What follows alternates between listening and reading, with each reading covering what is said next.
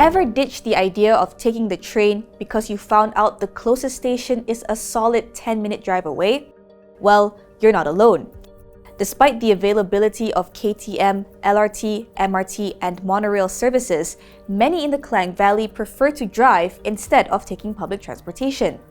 The reason? The lack of first and last mile connections to rail lines, says transport consultant Wan Agyl Wan Hassan.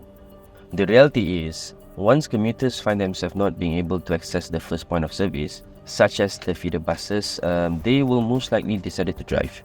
But a solution might be on the horizon in the form of the Transport Ministry's on-demand transit van service idea. The service, which will be introduced in the Klang Valley, could help resolve the first and last mile dilemma for many people. Having this kind of service will definitely encourage people to use public transportation and leave their cars behind, potentially relieving traffic congestion. Some members of the public are already on board with the idea.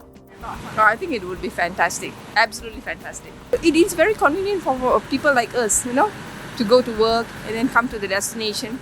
So my way is to drive myself to and park at the LRT station. If we want to wait for the bus, then we take some time. More easier to reach a LRT station. I think it's quite great for government provide the van service, especially for the elderly. But Wan Agyl says efforts to resolve the first and last mile issue should not stop there. We don't have enough pedestrian walkways. We are still struggling to understand the need for micromobility and the infrastructure needed to accommodate that.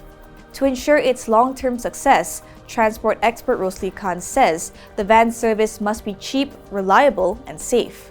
The van services also have to be frequent and provide almost door-to-door services with minimal walking distance for users.